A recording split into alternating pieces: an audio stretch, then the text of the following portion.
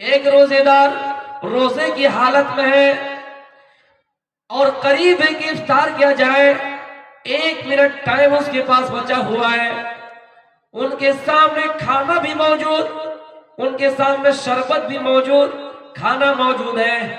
کوئی ایسا ہوتا ہے جماعت میں روزہ افطار نہیں کرتا، اکیلا کرتا ہے۔ اب دل چاہتا ہے کہ کھانا جب سامنے حاضر ہے اور کوئی دیکھنے والا نہیں ہے تو وہ چاہے تو وہاں پر کھانا کھا سکتا ہے، لیکن اللہ کا ڈر پیدا ہوا، اللہ کا خوف پیدا ہوا کہ روئے زمین پہ کوئی دیکھے یا نہ دیکھے۔ اللہ تو کہتا ہے کہ تم پہاڑوں میں چھپ جاؤ، کسی پہاڑ کے نیچے آ جاؤ، تم سمندر کے نیچے چلے جاؤ، سمندر کے تہہ میں چلے جاؤ، تم کسی بھی کونے میں رہ جاؤ، گھر کے سارے دروازے بند کر دو، کھڑکیاں بند کر دو، روشن دن میں جو ہلکے ہلکے سوراخ ہوتے، ہلکے ہلکے چھید ہوتے وہاں بھی بند کر دو، وہاں بھی کپڑا ڈال دو، لیکن پھر بھی اللہ تمہیں دیکھ رہا ہے، اللہ کی ذات تمہیں دیکھ رہی ہے۔ میرے پیارے ساتھیوں، اسی چیز کو تو تقویٰ کہا گیا، اور قرآن میں اللہ کہتا ہے یا ایھا الذین آمنوا، ایمان والو، کتب علیکم الصیام کما کتب علی الذین من قبلکم لعلکم تتقون، تم پر روزے فرض کیے گئے ہیں، اور تمہیں پر نہیں، تم سے پہلے بھی جو لوگ آئے ہیں ان پر بھی روزہ فرض کیا گیا تھا۔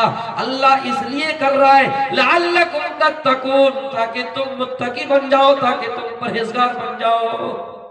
تو میرے پیارے ساتھیوں، اللہ ایمان والوں سے کہتا کہ ڈرو اللہ کی ذات سے۔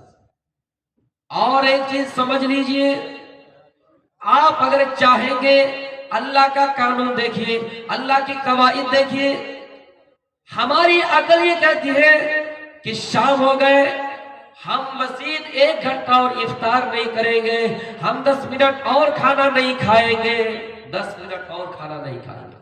دن بھر جب بھوکے رہ گئے 10 منٹ اور تاخیر کریں گے، ہمیں کچھ زیادہ نیکیاں مل جائیں گی۔ نہیں میرے بھائی، اللہ کہتا ہے کہ قانون یہی تو تقویٰ ہے، یہی تو اللہ کا ڈر ہے۔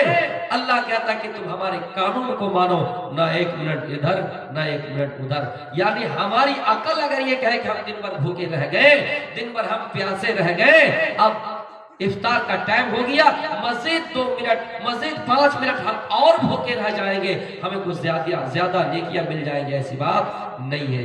اللہ کہتا ہے اے ایمان والو، اللہ سے ڈرو حق تقاتہ، جس طرح اس سے ڈرنے کا حق ہے، جس طرح اس سے ڈرنے کا حق ہے۔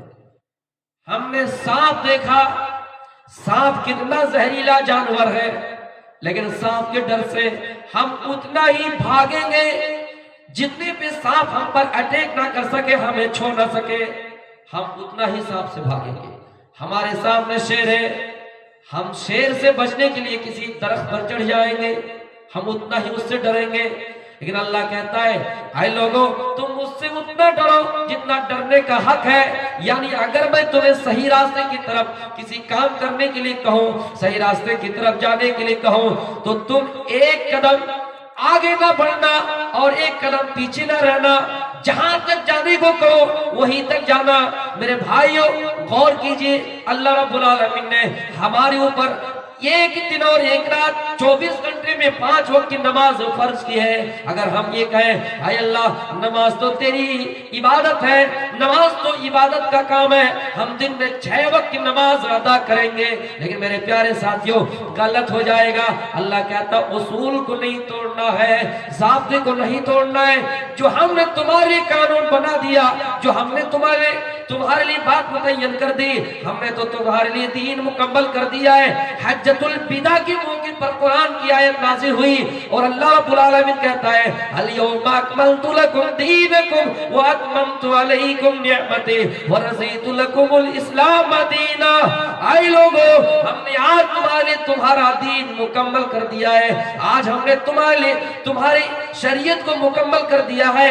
آج کے بعد سے تم یہ سوچو گے کہ ہاں ہم دین میں کوئی اچھا کام کریں گے، عبادت والا کام کریں گے، لیکن ہاں یہ تمہاری بات قابل قبول نہیں ہوگی۔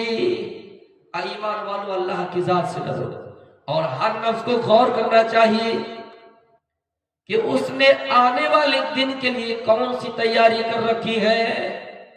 اے لوگوں، دنیا میں اپنی زندگی پر جھانک کر دیکھو، اللہ کہتا ہے جب حساب و کتاب ہوگا کچھ بندے اس حال میں اللہ کے پاس آئے گا جن کی دنیا میں زیادہ تر نیکیاں نہیں ہوں گی، نیکیاں نہیں کیے ہوں گے، زیادہ تر اچھے کام نہیں کیے ہوں گے۔ اللہ کہے گا او فرشتوں اس کو بھی جنت دے دو، ان آدمیوں کو بھی جنت دے دو۔ فرشتہ کہے گا اے اللہ اس کے پاس تو کچھ ہے ہی نہیں۔ اللہ کہے گا ڈھونڈو، اللہ کہے گا ڈھونڈو۔ میرے بھائیوں پوری زندگی میں انسان اگر کچھ بھی نیک عمل کیا ہے، کچھ اچھا کام کیا ہے، اللہ ہو سکتا ہے اسی کام کی بدولت، اسی اچھے کام کی بدولت ہمیں اور آپ کو جنت دے سکتا ہے۔ اس لیے کوئی بندہ یہ کہتا ہے کہ ہم زندگی پر گناہ ہی گناہ کیے ہیں، مرنے کے ٹائم آخری وقت میں اللہ کی عبادت کیوں کریں، آخری ٹائم پہ ہم اللہ کو یاد کیوں کریں، آخری ٹائم پہ حج کیوں کریں، آخری ٹائم پہ ہم اللہ کی عبادت کیوں کریں، آخری ٹائم پہ ہم زنا کیوں چھوڑیں، آخری ٹائم پہ ہم چوری کیوں چھوڑیں، آخری ٹائم پہ ہم ڈاکہ کیوں ڈالنا چھوڑیں۔ میرے بھائیوں اللہ کہتا ہے میرے بندو تم دنیا میں گناہ کرتے ہو لیکن جب میرے پاس آخری عمر میں بھی آتے ہو تو میں تم سے بہت خوش ہو جاتا ہوں۔ کچھ لوگ ہوتے ہیں کہتے ہیں کہ ہماری زندگی اتنی چلی گئی اب کیا کریں نیکی کر کے۔ اللہ کہتا ہے کہ ہمیں جنت دینے کے لیے کوئی بہانہ چاہیے، رب کی بخشش کے لیے کوئی بہانہ تو ہونا چاہیے۔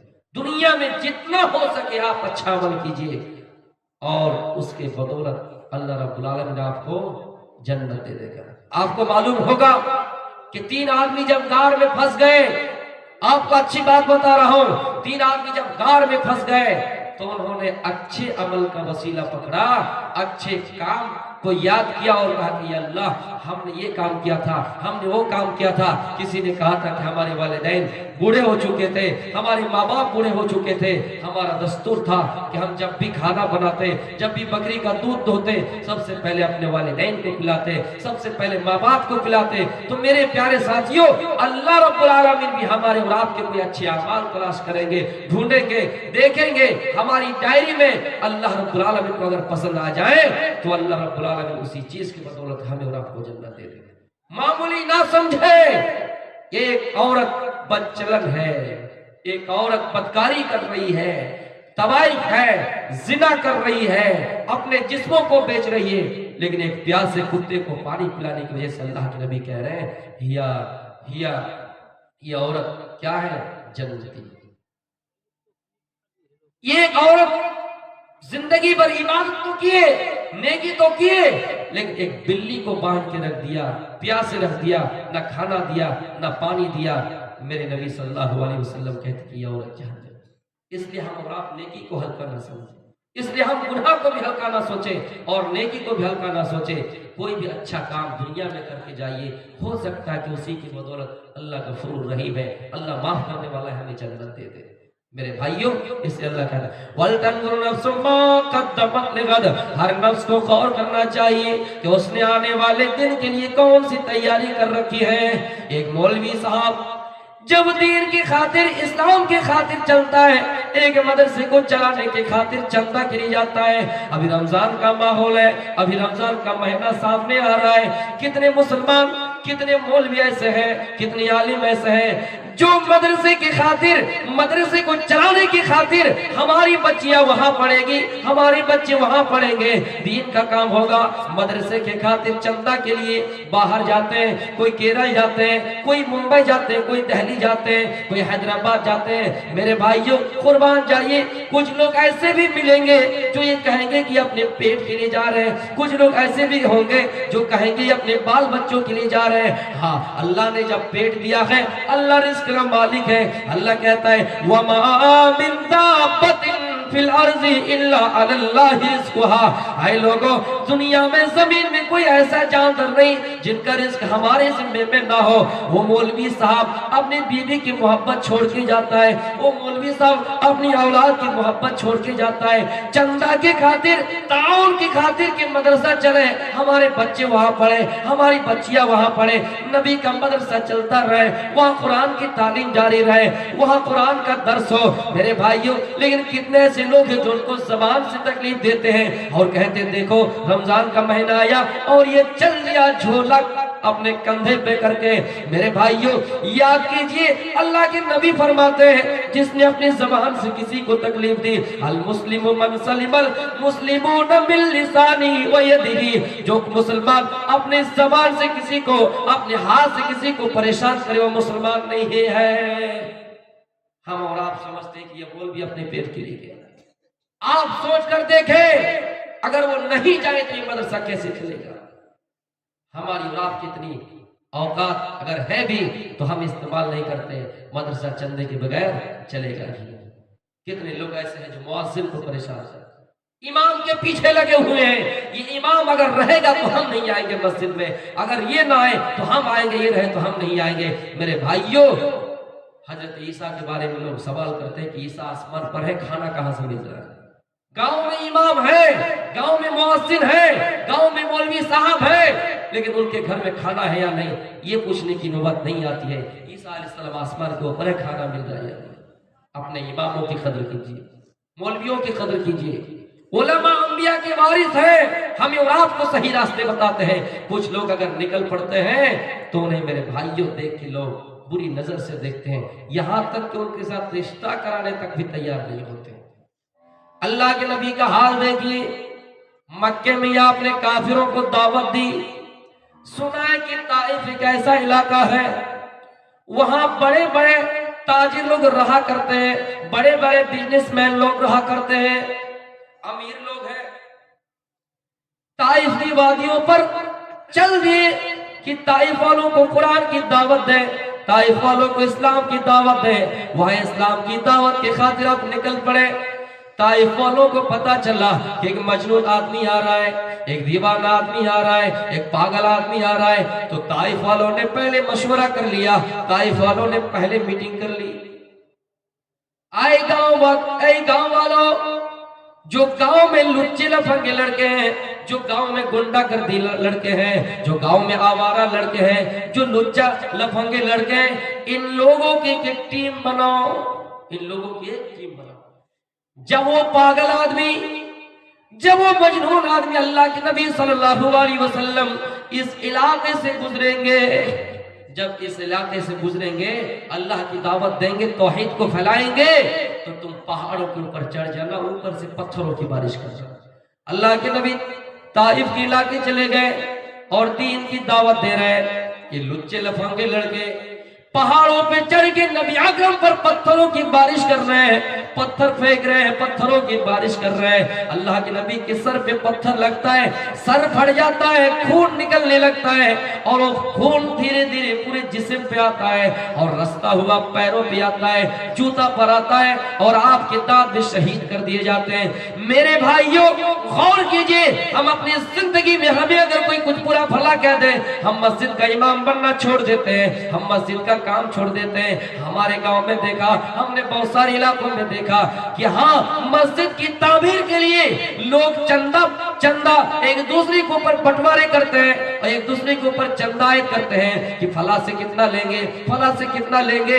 ایک آدمی چندہ کلیکشن کرنے کے لیے، اس کو کلیکٹ کرنے کے لیے، اس کو جمع کرنے کے لیے گھر گھر جاتے ہیں۔ کوئی اگر کچھ کہتے ہیں مجبوری سنا دیں کہ ہاں آج نہیں دے پائیں گے، کل ہم آپ کو جمع کر دیں گے، یا ہم کل آپ کو دے دیں گے، آپ آ جائیے گا۔ وہ آدمی بار بار کہتا ہے کیا میں تیرا نوکر ہوں، کیا میں تیرا یہ ہوں، کیا ہم کو تم نے خرید لیا ہے؟ تو میرے بھائیوں غور کیجئے، چندہ دینے والوں کو بھی سمجھنا چاہیے کہ ہاں ہم خود جا کر جمع کر دیں یا پھر کوئی آئے تو دے دے۔ ہاں اگر مجبوری ہو، کوئی اٹھانے کے لیے آئے، کوئی کلیکشن کرنے کے لیے آئے اور آپ دے نہ پائے اور آپ کو الٹا سیدھا کہہ دے اور وہ کہہ دے کہ میں استعفا دے رہا ہوں، میں چندہ کلیکٹ نہیں کر سکتا، میں چندہ جمع نہیں کر سکتا، میں چندہ اٹھا نہیں سکتا، اور وہ آدمی اس چیز سے استعفا دے دیتا ہے۔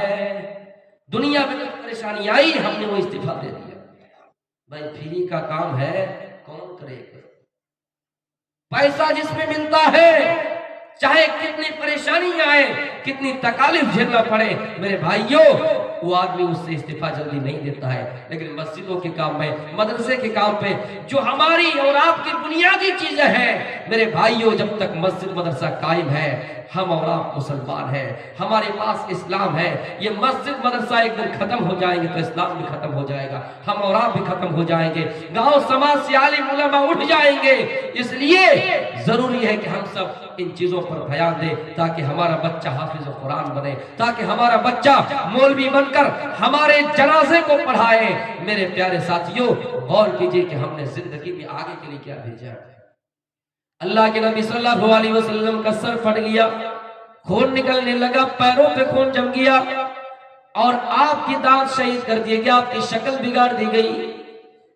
پہاڑوں کی فرشتہ آئے، کہا اللہ کے نبی آپ کو طائف والوں نے اتنا مارا، اتنا پریشان کیا، پتھر پھینکا، اللہ رب العالمین نے ہمیں بھیجا ہے، یہ طائف علاقہ بیچ میں اور دونوں طرف پہاڑی ہے، آپ اگر کہیں تو دونوں پہاڑیوں کو سٹا دوں گا، آپ اگر کہیں تو دونوں پہاڑی کو ملا دوں گا اور طائف والوں کو بیچ میں کچل دوں گا، پیس دوں گا۔ ہم نے چکی دیکھا، ہم نے ہالر دیکھا ہے، جہاں پر ایک سوراخ ہوتا ہے اس میں دانا ڈالا جاتا ہے اور چکی دونوں طرف سے جب ملتا ہے تو اس دانا کو پیس دیتا ہے۔ دو پہاڑوں کے بیچ طائف پسا ہے۔ اے اللہ کے نبی آپ کہیے اللہ رب العالمین نے ہمیں وہ طاقت دی ہے، دونوں پہاڑوں کو ملا دوں گا اور طائف والوں کو کچل دوں گا۔ ہمیں اور آپ کو کوئی اگر پریشان کرے تو ہمیں اور آپ کو یہ آفر مل جائے کہ آپ کو گولی دی جاتی ہے، آپ کو بندوق دیا جاتا ہے، آپ کو تلوار دی جاتی ہے، ابھی یہیں پہ سب کی گردن اڑا دو، ہم کیا کریں گے؟ فوراً اسی وقت گردن اڑا دیں گے۔ اللہ کے نبی کہہ رہے نہیں نہیں، اور میرے فرشتوں نہیں، اور فرشتوں نہیں، اگر آج یہ ایمان نہ لے آئے تو ضرور ان کی نسلوں میں، ان کی پشتوں میں جو چھپی ہوئی اولاد ہے یہ ضرور میرے اوپر ایمان لے آئیں گے۔ آج ایمان نہ لائے تو کیا ہوا، آنے والے کل یہ ضرور میرے اوپر ایمان لے آئیں گے۔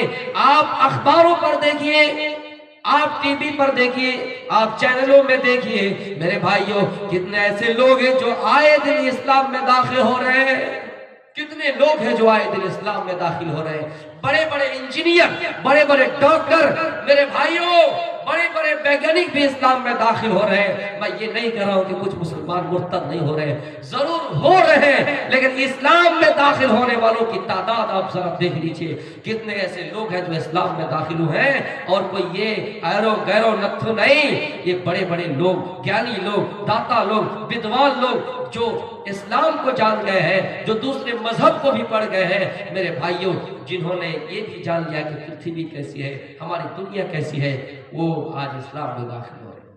تو اللہ کے نبی نے کہا فرشتوں نہیں لے، پھر آپ وہ دعا کر رہے ہیں اللہم اہدی قومی فإنہم لا یعلمون، اے اللہ میری قوم کو ہدایت دے، یہ جانتی نہیں ہے کہ میں کون ہوں، اے اللہ میری قوم کو ہدایت دے۔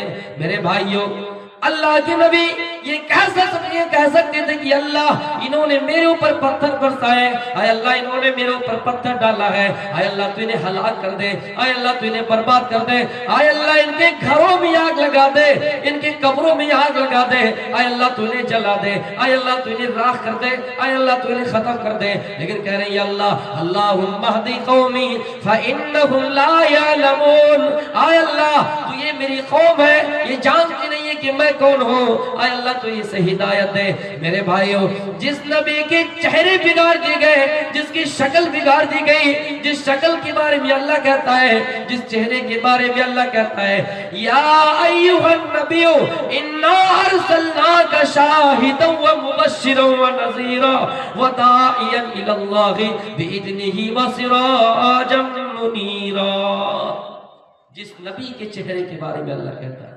کہ اے نبی ہم نے آپ کو دنیا میں شاہد بنا کر بھیجا، ہم نے آپ کو خوشخبری دینے والا بنا کر بھیجا، ہم نے آپ کو ڈرانے والا بنا کر بھیجا، ہم نے آپ کو دائی بنا کر بھیجا، اور ہم نے آپ کا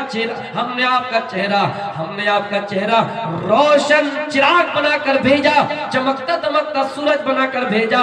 جس نبی کے چہرے کو عرش والے سراج المنیرہ کہہ رہے ہیں، اس نبی کے چہرے کو طائف والے ختم کر دیتے ہیں، اس نبی کے چہرے کو طائف والے بگاڑ دیتے ہیں، ان کے دانت شہید کر دیے جاتے ہیں، پھر بھی اللہ کے نبی بد دعا نہیں دے رہے۔ میرے بھائیوں، جس چہرے کی خوبصورتی عرش والے قرآن میں کرے اور کہے کہ اے نبی ہم نے آپ کو سراجم منیرا، روشن چراغ بنا کر بھیجا ہے۔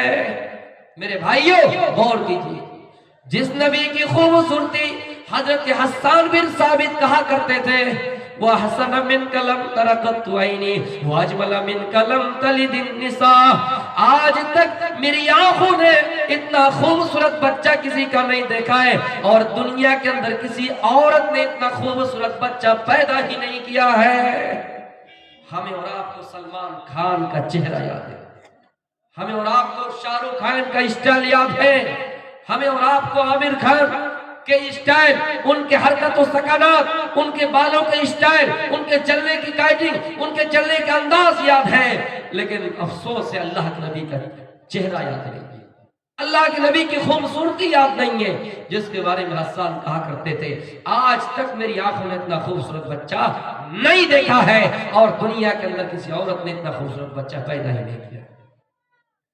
جس نبی کے چہرے کی خوبصورتی حضرت عائشہ کہا کرتی ہے لنا شمس وللآفاق شمس، اے لوگوں ہمارا ایک سورج اللہ کے نبی، اور آسمانوں کا ایک سورج ہے، ہمارا سورج آسمانوں کے سورج سے بہتر ہے، وَالشَّمْسِ خَيْرٌ مِّن شَمْسِ السَّمَاءِ، ہمارا سورج آسمانوں کے سورج سے بہتر ہے، اس لیے کہ فَإِنَّ الشَّمْسَ تَطْلُعُ بَعْدَ فَجْرٍ، آسمان کا سورج تو ہے جو دن میں فجر کے بعد چمکتا ہے، دن میں فجر کے بعد نکلتا ہے، اور میرا سورج وَالشَّمْسِ طالع بعد العشاء، جو رات کے وقت عشاء کے بعد میرے بستر پہ چمکتا ہے۔ میرے بھائیوں اللہ کے نبی کو سورج بتلا رہے ہیں اور کہہ رہے کہ اللہ کے نبی ایک سورج ہے اور آسمانوں کا ایک سورج ہے، اللہ کے نبی آسمانوں کے سورج سے بہتر ہے، اس لیے کہ اللہ کے نبی رات میں چمکتے ہیں اور آسمانوں کا سورج دن میں چمکتا ہے۔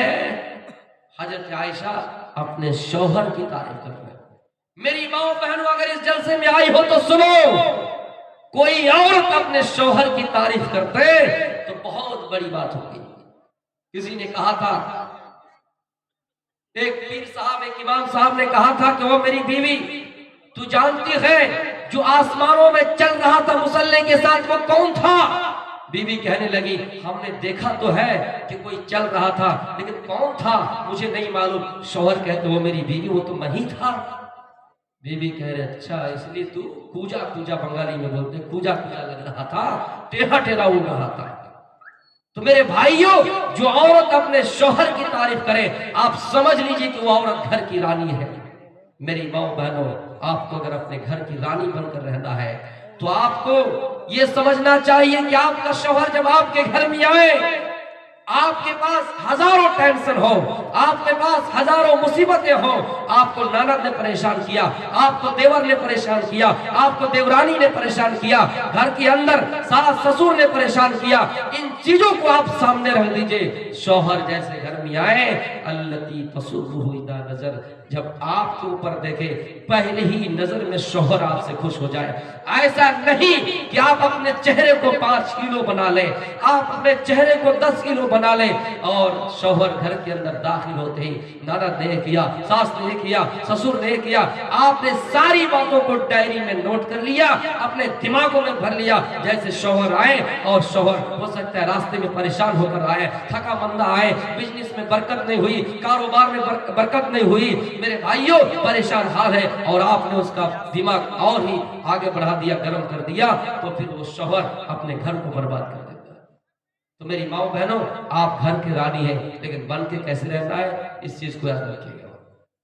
تو اللہ کے نبی کی تعریف کون کر رہے ہیں؟ حضرت عائشہ۔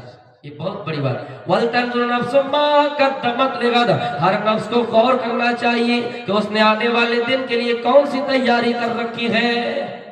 اللہ کے نبی کے زندگی کا حال ہے میرے بھائیوں، جو نبی صحیح سے کھانا نہ کھایا ہو، جس نبی کے پاس گھر میں کھانا تک صحیح سے نہ بنا ہو، وہ نبی میرے بھائیوں دنیا میں اپنی امت کی فکر میں زندگی کاٹ دیے۔ قیامت کے دن جب کچھ لوگ اپنی اپنی اعمالوں کے حساب سے پسینے میں غرق ہوں گے، ڈوبے ہوئے ہوں گے، لوگ کہیں گے نفسی نفسی، اللہ کے نبی کہیں گے امتی امتی، میرے امت کا کیا حال ہوگا، میرے امت کا کیا حال ہوگا۔ اور لوگوں وَلْتَنْظُرْ نَفْسٌ مَا قَدَّمَتْ لِغَدٍ، ہر نفس کو غور کرنا چاہیے اور یہ سمجھنا چاہیے کہ اس نے آنے والے دن کے لیے کون سی تیاری کر رکھی ہے۔ حضرت عمر فاروق کا حال یہ کہ آپ قرآن پڑھ رہے ہیں اور قرآن کی آیت ہاتھ لگی اور اللہ کہتا ہے اِنَّ عَذَابَ رَبِّكَ لَوَاقِعٌ، اے لوگو یقیناً تیرے رب کا عذاب واقع ہونے والا ہے، تیرے رب کا عذاب برق ہے، یعنی جہنم میں اللہ آگ میں جلائے گا، قبر میں آگ ہوگی، قبر میں عذاب دیا جائے گا۔ یہ آیت پڑھی، بے ہوش ہو گئے، زمین پہ گر گئے، لوگ عیادت کرنے کے لیے آئے۔ حضرت عمر فاروق بے ہوش ہے، زمین پہ گر گئے، لوگ عیادت کرنے کے لیے آئے۔ حضرت عمر فاروق سے کہا گیا اے عمر فاروق ابھی آپ کی طبیعت کیسی؟ عمر فاروق کہہ رہے تھے لوگوں کاش کہ میں زمین میں پڑا ہوا ایک دن کا ہوتا، نہ میں انسان بنایا جاتا، نہ میرا حساب و کتاب ہوتا۔ اے لوگوں اللہ اگر آسمان سے آواز دے، آواز دینے والا آواز دے اور کہے دنیا کے اندر سارے لوگ جنتی ہیں، ایک ہی جہنمی، تو حضرت عمر اپنے آپ کو محسوس کرے گا کہ میں ہی جہنمی ہوں، جس کو اللہ کے نبی نے دنیا میں سرٹیفکیٹ دے دیا ہو کہ اے عمر فی الجنہ، عمر جنتی ہے، عمر جنت۔ اور اس عمر کا حال کیا ہے؟ قرآن کی ایک آیت پڑھ رہے ہیں، بے ہوش ہو کر زمین پہ گر گئے۔ ہم اور آپ رمضان مہینے میں 2 بار 3 بار پڑھ ہی لیں گے، ہماری بہنیں 2-3 بار قرآن پڑھ لیں گے، لیکن پورا قرآن پڑھ جانے کے بعد پھر بھی ہمارے دل میں بات اترتی نہیں ہے۔ وہ صحابہ تھے جو قرآن کی ایک آیت پڑھ کے دل کی دنیا بدل دیتے تھے۔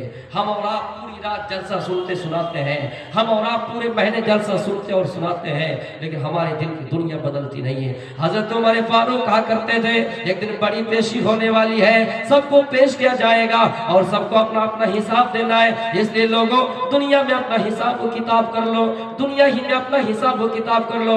قرآن میں اللہ کہتا ہے فَأَمَّا مَنْ ثَقُلَتْ مَوَازِينُهُ فَهُوَ فِي عِيشَةٍ رَاضِيَةٍ، اے لوگوں جن کی نیکیاں زیادہ ہوں گی، جن کے اچھے کام زیادہ ہوں گے، جن کے میزان بھاری ہوں گے، فَهُوَ فِي عِيشَةٍ راضیہ، وہ عیش و عشرت والی زندگی میں ہوں گے، وہ آرام والی زندگی میں ہوں گے۔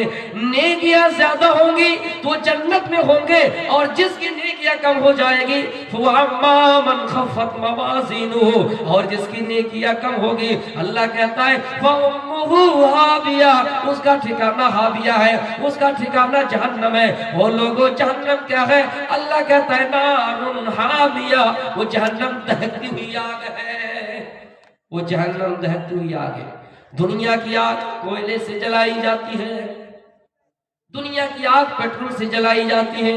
ہماری ماں بہنوں ہماری ماں بہنوں جب کھانا بناتی ہے یاد کرو، جب تم کھانا بناتی ہو یاد کرو، جب گھر میں روٹی بنانا ہوتا ہے، چاول بنانا ہوتا ہے، تو وہ گھر میں لکڑی کا استعمال کرتی ہے، کبھی گیس کا استعمال کرتی ہے، لیکن اللہ کہتا ہے وہ لوگوں جہنم کی آگ جلے گی، وقودها الناس والحجارہ، جہنم کی آگ جلائی جائے گی تو انسان سے جلائی جائے گی، پتھروں سے جلائی جائے گی۔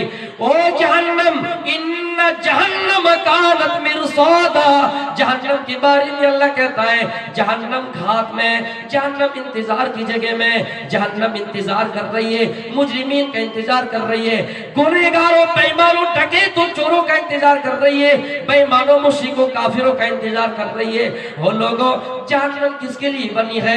جہنم کن لوگوں کے لیے بنی ہے؟ اللہ کہتا ہے للطاغین مآبا، جہنم تو سرکشوں کے لیے ہے، جہنم تو دنیا میں نافرمانی کرنے والوں کے لیے ہے۔ میرے بھائیوں جہنم کی گہرائی کتنی ہے؟ صحابہ کرام اللہ کے نبی کے مجلس میں بیٹھے ہیں، اچانک تیز اور دھماکے کی آواز آئی، اللہ کے نبی نے پوچھا وہ میرے صحابہ یہ آواز کیسی تھی؟ صحابہ کہنے لگے اللہ کے نبی آپ ہی بتائیے۔ اللہ کے نبی کہہ رہے ہیں او میرے صحابہ، آج سے 70 سال پہلے ایک پتھر پھینکا گیا تھا جو جہنم کی تہ میں آج پہنچا ہے۔ میرے بھائیوں، جہنم کی گہرائی اتنی ہوگی اور اس گہرائی میں کون لوگ جائیں گے؟ ان المنافقین فی الدرک الاسفل من النار، جہنم میں منافقین نچلے حصے میں ہوں گے، گہرائی میں ہوں گے۔ تو میرے بھائیوں، حضرت عمر فاروق یہ کہا کرتے تھے۔ حضرت عثمان غنی کا حال ہے، حضرت عثمان غنی بحیات ہے۔ اللہ کے نبی کے پاس کوئی صحابہ آئے، عمر آئے، ابو بکر آئے، آپ کے کچھ جسم کا حصہ کھلا تھا، آپ نے اس کا پردہ نہیں کیا۔ جیسے عثمان غنی آئے، آپ نے پردہ کر لیا۔ حضرت عائشہ بعد میں کہتی ہیں اللہ کے رسول، آپ کے گھر میں عمر آئے، آپ کے گھر میں ابو بکر آئے، آپ نے پردہ نہیں کیا، لیکن جب عثمان آئے تو آپ نے جلدی سے پردہ کیوں کر لیا؟ اللہ کے نبی کہتے ہیں او عائشہ، حضرت عثمان غنی کو دیکھ کر فرشتے بھی شرماتے ہیں، فرشتے بھی حیا کرتے ہیں، تو میں کیوں نہ کرو؟ میرے بھائیوں، یہاں مرد تو چھوڑیے، عورت بھی حیا نہیں کرتی ہے، مرد تو چھوڑیے، عورت بھی شرمیلی نہیں ہے، مرد تو چھوڑیے، عورت بھی حیا کو اختیار نہیں کرتی، جبکہ شرم و حیا یہ اصلی زیور ہے۔ اور الحیاء من الایمان، حیا ایمان میں سے ہے۔ کہیں پر فرمایا الحیاء شعبۃ من الایمان، حیا ایمان کا حصہ ہے۔ میرے بھائیوں، اس عثمان غنی کا حال ہے، آپ جب قبر کے بارے میں سنتے یا قبرستان کے پاس جاتے تو عذاب قبر سے روتے۔ لوگوں نے پوچھا عثمان، تذکر الجنت والنار، جنت کا ذکر کیا جاتا ہے، جہنم کا ذکر کیا جاتا ہے، آپ نہیں روتے ہیں، لیکن عذاب قبر سن کے کیوں روتے ہیں؟ حضرت عثمان غنی جواب دیتے ہیں لوگوں، ان القبر اول منزل من منازل الاخرہ، یہ جو قبر کی منزل ہے آخرت کی منزلوں میں پہلی منزل ہے، یہاں اگر کوئی پاس ہو گیا آسانی سے تو آگے کے منزل اور اس کے لیے آسان ہو جائے گا۔ تو میرے بھائیوں، حضرت عثمان غنی کا حال دیکھیے، جبکہ عثمان غنی کو اللہ کے نبی نے کہا ما ضر عثمان، اے عثمان تم کو کوئی چیز نقصان نہیں پہنچا سکتی ہے، کچھ بھی نیکی نہ کرو آج کے بعد پھر بھی تم جنتی ہو۔ اس عثمان غنی کا حال دیکھیے کہ عذاب قبر سن کے روتے ہیں، ہم اور آپ کہ ہمارے اندر یہ احساس نہیں ہوتے۔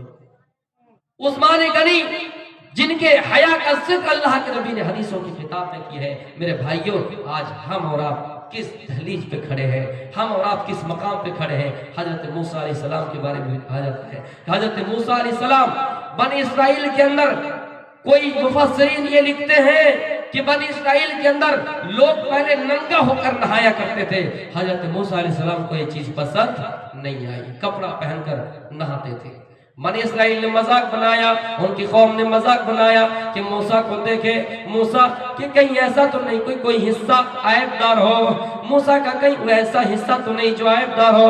حضرت موسیٰ علیہ السلام کے بارے میں پتہ کرنے لگے۔ موسیٰ علیہ السلام ایک پتھر پر اپنا کپڑا رکھ دیتے ہیں اور غسل کرنا شروع کر دیتے ہیں۔ اللہ نے حکم دیا پتھر موسیٰ کا کپڑا لے کر بھاگ جاؤ، موسیٰ کا کپڑا لے کر دور ہو جاؤ۔ موسیٰ اپنے کپڑے کی تلاش کے لیے گئے تو بنی اسرائیل ان کی قوم نے موسیٰ علیہ السلام کو دیکھ لیے اور دیکھا کہ سارے جسم پاک ہیں، ہاتھ بھی صحیح، پیر بھی صحیح، جسم کے اندر جتنے بدن ہیں سارے صحیح۔ وہ لوگ کہنے لگے ہاں موسیٰ کے اندر کوئی عیب نہیں ہے، موسیٰ حقیقت میں اللہ والے ہیں، موسیٰ حقیقت میں حیا والے ہیں، موسیٰ حقیقت میں شرمندہ محسوس کرتے ہیں۔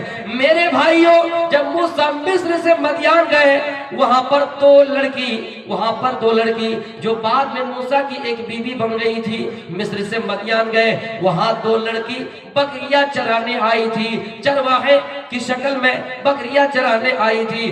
میرے بھائیوں، اور دستور تھا ایک کنواں ہے، بڑا سا کنواں ہے، اور چرواہے جب گھر جانے کا ٹائم قریب ہو جائے، جب گھر جانے کا وقت ہو جائے تو اپنے مویشیوں کو، اپنے جانوروں کو پانی پلانے کے لیے اس کنویں میں جائیں گے، پانی پلانے کے لیے اس کنویں میں جائیں گے۔ سارے لوگ جتنے لڑکے تھے، جتنے مرد حضرات تھے، سارے لوگ پانی پلانے کے لیے چلے گئے۔ یہ دونوں شرمیلی عورت، دونوں شرمیلی لڑکی دور میں کھڑی ہے۔ موسیٰ علیہ السلام نے دیکھا تو پوچھا کیا حال ہے، یہاں کیوں ہو؟ موسیٰ علیہ السلام نے پوچھا یہاں کیا کر رہی ہو؟ انہوں نے کہا ہم بکریاں چرانے آئے ہیں، ہم یہاں बकरियां चराने आए हैं। क्यों? इसलिए कि वो अबूना शेखुल कबीर, हमारे बाप बूढ़े हो चुके। मजबूरी बयान की कि हाँ हमारे बाप बूढ़े हैं, वो जानवरों को चराने आया नहीं करते हैं, नहीं आ पाएंगे, दिक्कत है, परेशानी है।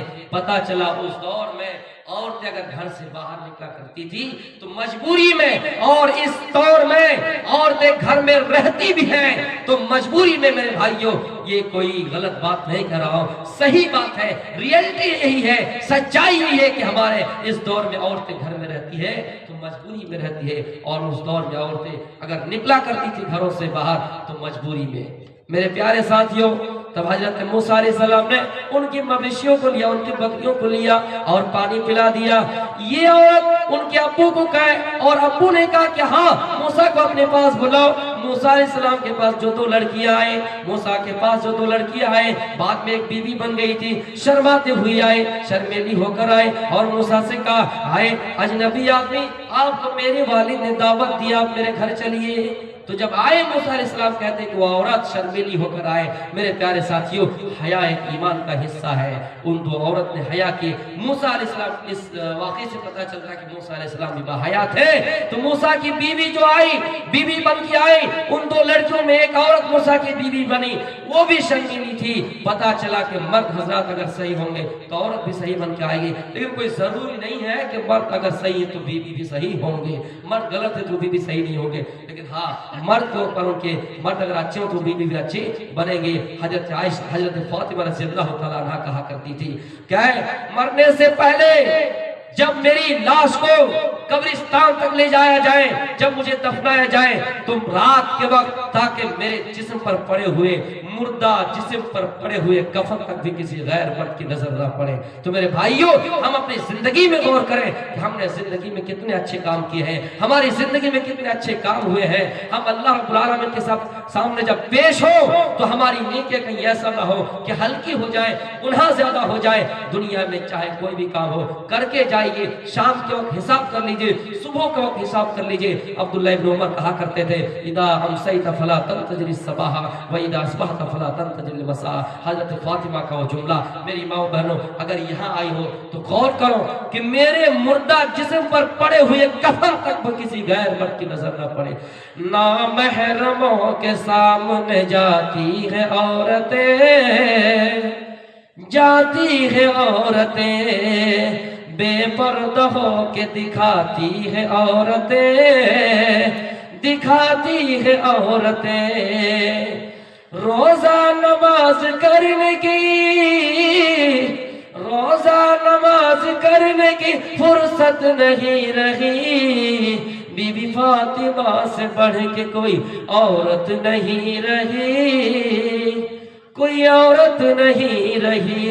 मर्द हजरात से भी यही पैगाम दूंगा कि आप अगर जिंदगी में कुछ गलत काम किए हैं, अल्लाह के वास्ते तौबा कर लीजिए। गुनाहों से शर्मिंदा इलाही दरगुजर कर दे, गुनाहों से शर्मिंदा इलाही दरगुजर कर दे। बड़ा मुजरिम हूँ मैं तेरा, इलाही दरगुजर कर दे।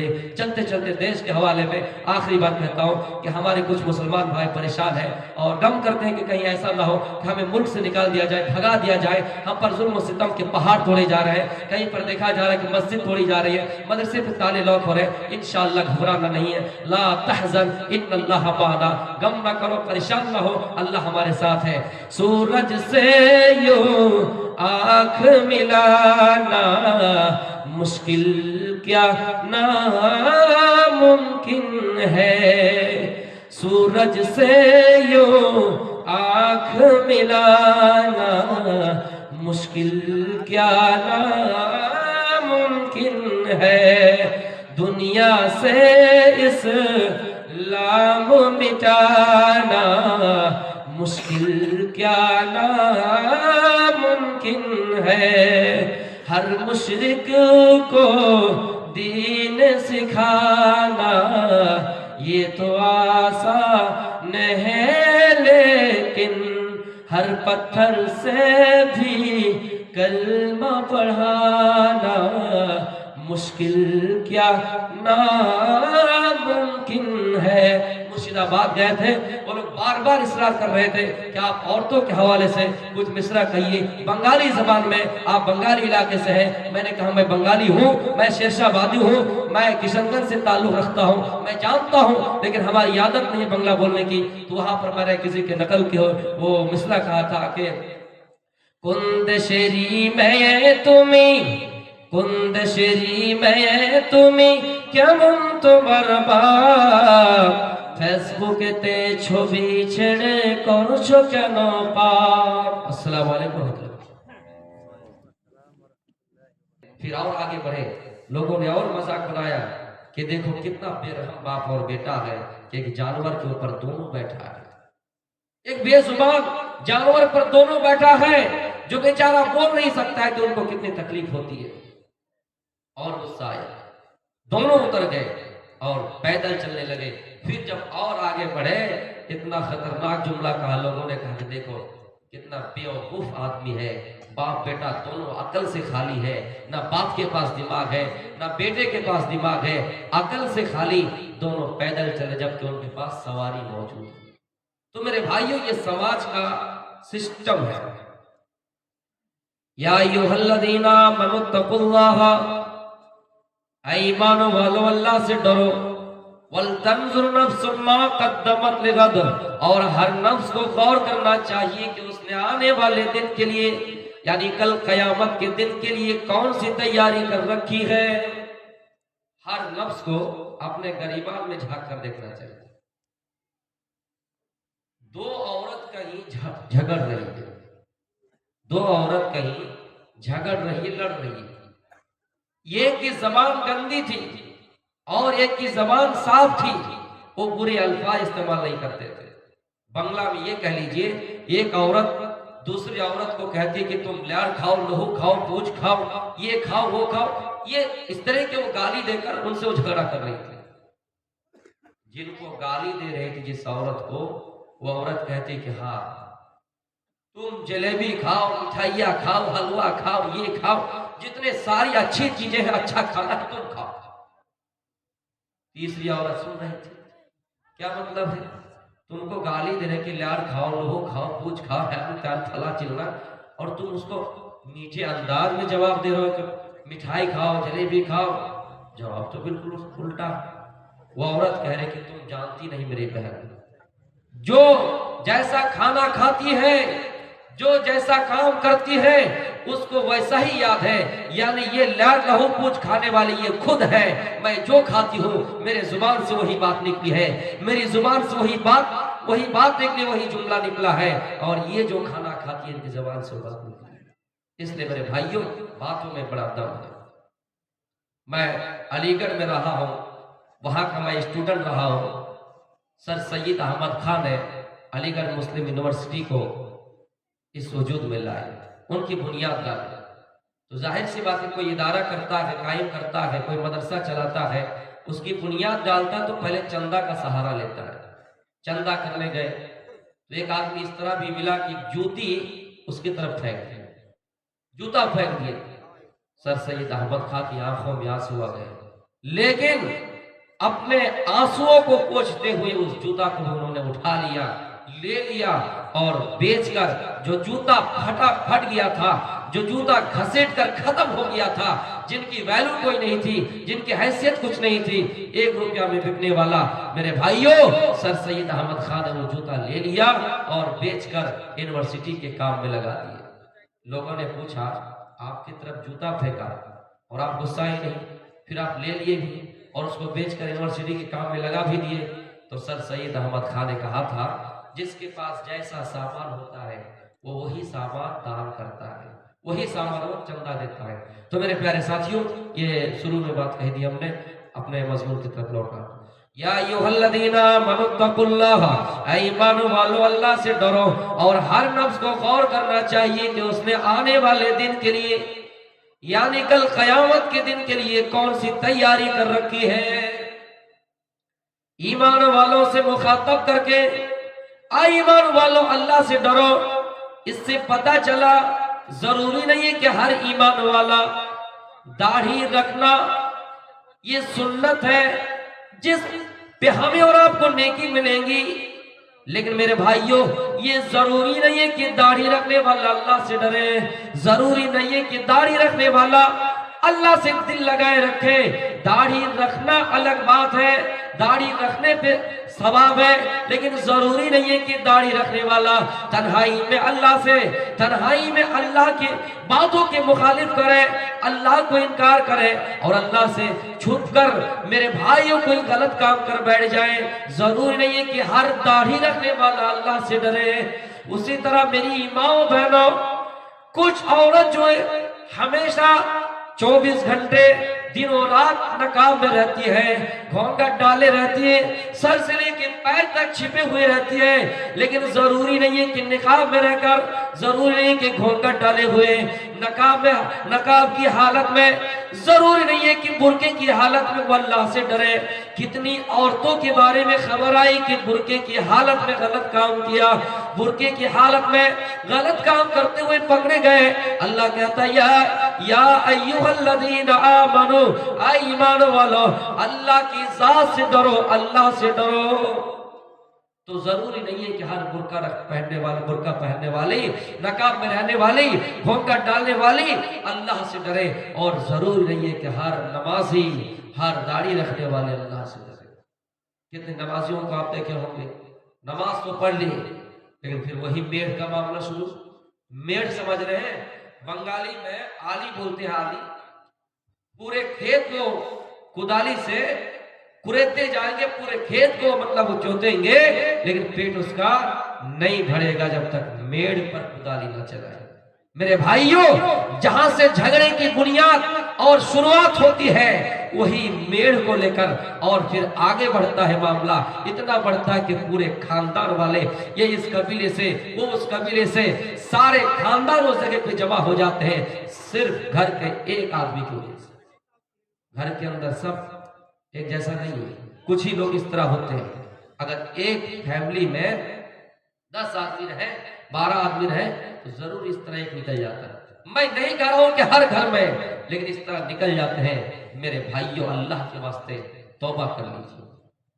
जमीन के अंदर अगर किसी ने कुछ भी हिस्सा, जमीन क्या एक सुई के बराबर ही क्यों ना हो, अगर नाजायज हमने हड़प ली, नाजायज हमने उस पर कब्जा कर लिया, सीना जोड़ी करके उनके ऊपर तलवारी दिखाकर, गांव में हमारा नाम ज्यादा है, गांव में हमारी ताकत ज्यादा है, हमारा खानदान ज्यादा है, वो कुछ नहीं कर सकता है, हमने अथॉरिटी और पावर दिखाकर अगर किसी की जमीन में सुई के बराबर भी कोई हिस्सा हमने ले लिया, तो अल्लाह कहता है कल कयामत के दिन जमीन के साथ में तोप उनके गले में पहनाया जाए। तो जरूर नहीं है कि हर ईमान वाला अल्लाह से डरे। या अय्युहल्लज़ीना आमनू तकुल्लाह, ईमान वालों अल्लाह से डरो। और हर नफ्स को गौर करना चाहिए कि उसने आने वाले दिन के लिए कौन सी तैयारी कर रखी है।